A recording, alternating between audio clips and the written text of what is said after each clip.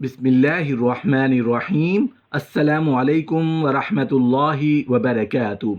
नहमदुहु व नुसल्ली अला रसूलिहिल करीम, अम्मा बाद। जो औरत खाना बनाते हुए ये काम कर ले तो वहाँ फरिश्ते रिस्क की बोरियां लाते हैं। मोहतरम नाजरीन, बहुत सारे लोगों का गिला होता है, शिकवा होता है। लोग बोलते हैं तंग दस्ती है, परेशानी है, बुरे हाल है, बरकत ही नहीं है, बरकत छिन गई है, वक्त में बरकत नहीं है, आमदन में बरकत नहीं है। काम तो करते हैं, नौकरी तो करते हैं, लेकिन जब तनख्वाह मिलती है पता नहीं कहाँ चली जाती है। कारोबार में नफ़ा तो होता है मगर उसमें बरकत नहीं होती। पैसा और आमदन आती तो है मगर उसमें बरकत नहीं होती। इधर से पैसे आए और उधर से ख़त्म। अभी ज़रूरियात पूरी ही नहीं हो पाती कि पैसे ख़त्म हो जाते हैं। बस तंग दस्ती और बेबरकती छाई रहती है। अगर आपको भी यही शिकायत है तो ऐसे अमल के बारे में जानें जो ख़वातीन के करने का है। अगर ख़वातीन इस अमल को कर लेती हैं तो आप देखेंगे किस तरह से आपके घर में रिस्क में फरावानी होती है। आपके रिस्क में अल्लाह रब्बुल इज़्ज़त कैसी बरकतें अता फरमाता है। हमारी ख़वातीन ने खाना बनाते वक्त कौन कौन से अमाल करने हैं, इस हवाले से मुकम्मल तफसील जानने के लिए वीडियो को आखिर तक ज़रूर देखें। मोहतरम नाजरीन, ख़वातीन जो भी काम करती हैं उनकी कोशिश यही होती है कि वो काम टीवी के सामने बैठ कर किया जाए। सब्जी काटें तो भी टीवी लाउंज में, ताकि साथ में टीवी पर लगे हुए प्रोग्राम या ड्रामे को भी देख लिया जाए, या पकाने की चीज़ें भी तैयार कर ली जाएं। और बाज़ लोगों की किचन में उस रुख पर होते हैं कि टीवी चूल्हे के सामने होता है।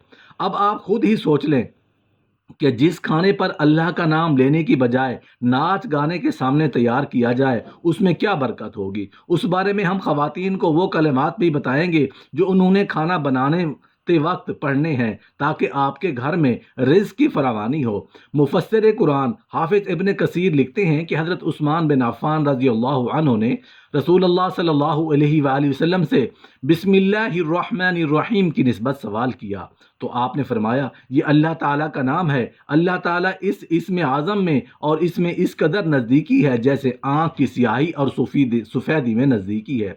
एक और रिवायत है, रसूलुल्लाह सल्लल्लाहु अलैहि वसल्लम ने फरमाया मुझ पर एक ऐसी आयत उतरी है कि किसी नबी पर सिवाय हज़रत सुलेमान अलैहिस्सलाम के नहीं उतरी।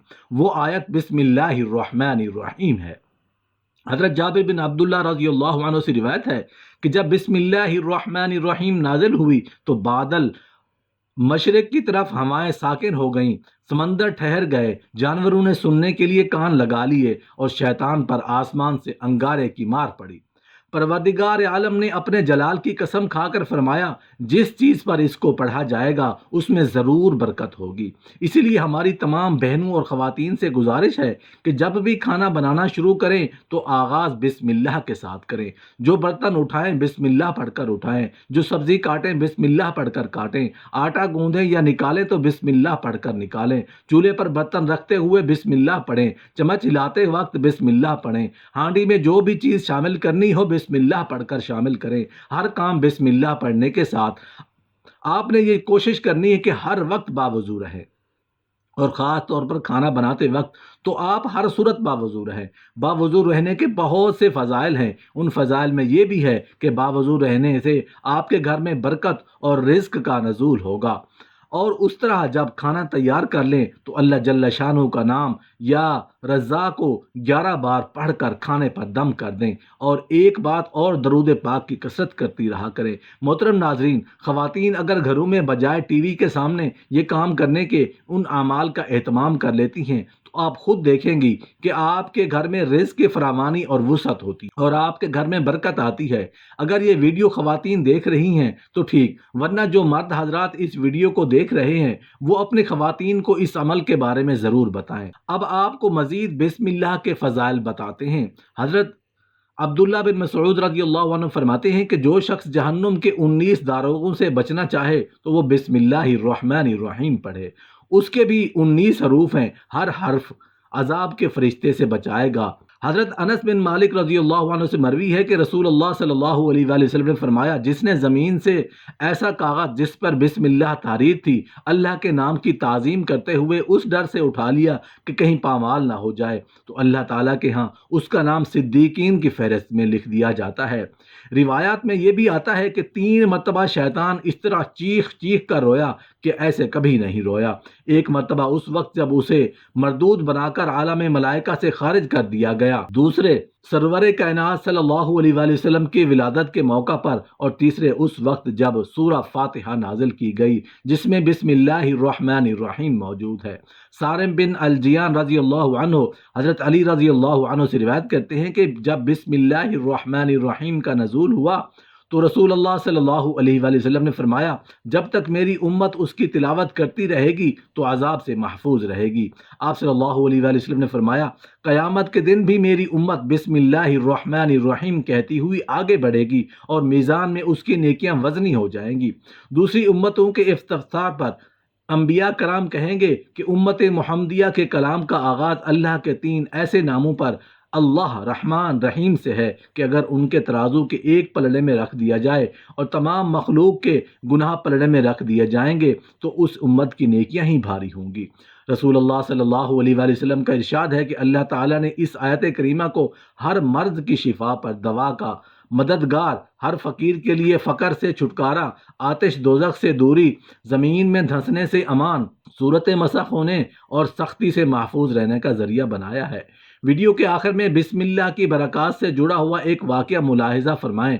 کہتے ہیں کہ بہت عرصہ پہلے ایک بادشاہ کی مسلمان خادمہ کو ہر کام سے پہلے بسم اللہ پڑھنے کی خاص عادت تھی۔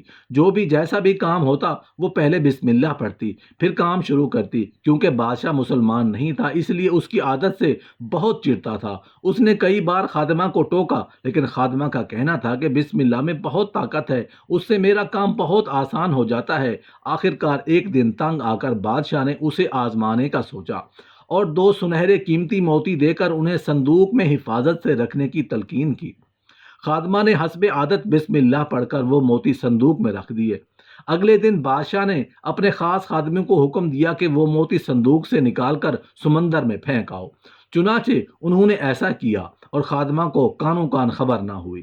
بادشاہ اپنے وزیروں کے ساتھ سمندر کی سیر کو گیا۔ انہوں نے کافی مچھلیاں بھی پکڑی۔ واپس آ کر بادشاہ نے خادمہ سے کہا کہ ہمارے لیے یہ مچھلیاں پکا کر لاؤ اور وہاں وہ قیمتی موتی بھی لے آنا جو میں نے آپ کو کچھ دن پہلے دیے تھے۔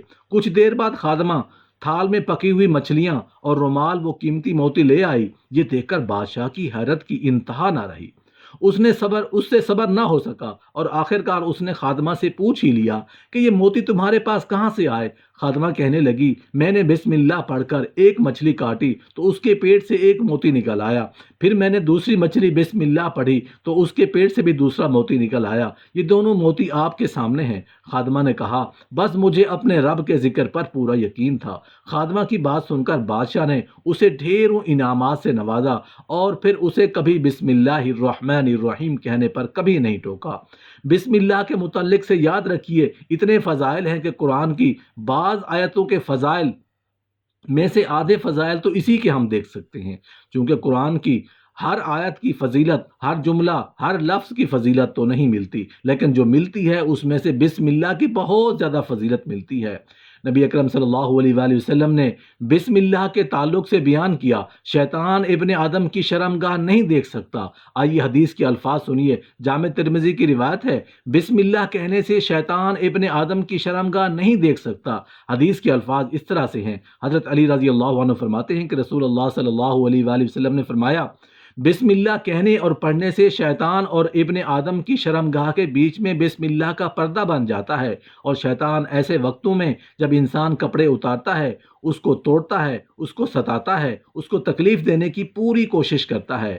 اس لیے حدیث میں آتا ہے کہ جب بیت الخلاء جاؤ تو دعا پڑھ کر جاؤ۔ اس دعا کا مطلب ہے کہ اے اللہ، میں خبیث اور خبائث، جو خبیث قسم کی بدترین مرد اور عورت ان میں ہیں، ان سے پناہ مانگتا ہوں۔ ٹھیک ہے، میل اور فیمیل دونوں جن اور جنات جو برے ہوتے ہیں ان میں سے اللہ تیری پناہ چاہتا ہوں۔ بسم اللہ پڑھنے سے ابن آدم کی شرمگاہ کو نہیں دیکھ سکتا۔ بسم اللہ پڑھنے سے انسان شیطان کے حملے سے محفوظ ہو جاتا ہے۔